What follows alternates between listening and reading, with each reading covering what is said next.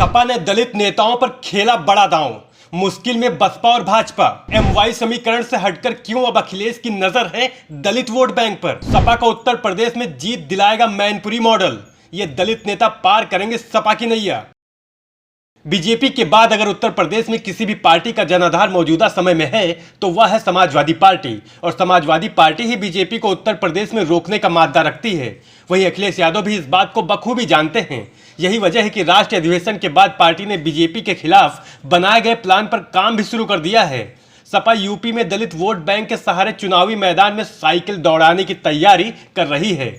लोकसभा चुनाव को लेकर समाजवादी पार्टी ने अपनी रणनीति में बदलाव किया है। यही वजह है कि सपा ने दलित नेताओं पर बड़ा दांव खेलना शुरू कर दिया है, जिससे उत्तर प्रदेश में बसपा और भाजपा को मुश्किलों का सामना करना पड़ सकता है। बता दें, अब अखिलेश सिर्फ एमवाई फैक्टर पर ही नहीं बल्कि अखिलेश की नज़र दलित वोट बैंक पर है। यही वजह है कि पार्टी मैनपुरी मॉडल को अपनाने की तैयारी में है।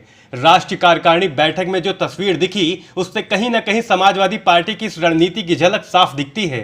समाजवादी पार्टी की कोलकाता में हुई राष्ट्रीय कार्यकारिणी में मंथन 2024 को लेकर हुआ, लेकिन कहीं ना कहीं इस कार्यकारिणी बैठक में मैनपुरी मॉडल पर भी खूब चर्चा हुई, क्योंकि जिस तरीके से मैनपुरी में सपा ने बड़ी जीत हासिल की उसमें अहम भूमिका दलित वोट बैंक की भी रही।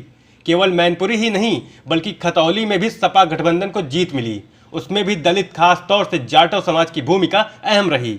और अब वही 2024 लोकसभा चुनाव को लेकर सपा 50 सीटें जीतने की जो बात कर रही है उससे दलित वोट बैंक काफी महत्वपूर्ण भूमिका में रहने वाला है। समाजवादी पार्टी ने अब अपना फोकस इस समाज से आने वाले 2 वरिष्ठ नेताओं पर कर दिया है, जिसमें एक है अवधेश प्रसाद, जो आपको अखिलेश यादव के साथ हर जगह नजर आएंगे।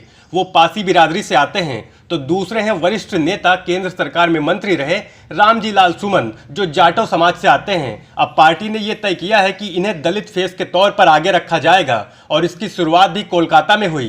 राष्ट्रीय कार्यकारिणी से हो चुकी, जहां दोनों को मंच पर जगह दी गई। चाहे विधानसभा की बात हो, पार्टी की बैठकों की बात हो या फिर कोलकाता की बैठक हो, अवधेश प्रसाद तो हर वक्त आपको नजर आ जाएंगे। अवधेश प्रसाद अखिलेश सरकार में कैबिनेट मंत्री भी रहे हैं। वहीं रामजी लाल सुमन नेताजी के बेहद करीबी रहे हैं। कई बार वह पार्टी की कमियों को लेकर सार्वजनिक मंचों पर अपनी बात खुलकर रखते आए हैं। सपा जो कभी एमवाई समीकरण पर चुनावी रणनीति तैयार करती थी, अब उसके दलित वोट बैंक पर शिफ्ट होने के पीछे एक बड़ी वजह यह भी है क्योंकि प्रदेश में तकरीबन 11% जाटव समाज का वोट है और 3% पासी समाज का वोट है। इसके अलावा 2% अन्य दलित समाज का वोट बैंक है। इसलिए सपा को लगता है कि 2022 में जिस तरीके से बसपा का वोट प्रतिशत घटकर 12% रह गया है, इसका फायदा वो 2024 में उठा सकते हैं। सपा जानती है कि 2014 से 2022 तक बीजेपी को जो जीत मिली है उसमें दलित वोट बैंक की अहम भूमिका रही है। नेशनल न्यूज नाउ के लिए सूरज वर्मा की रिपोर्ट।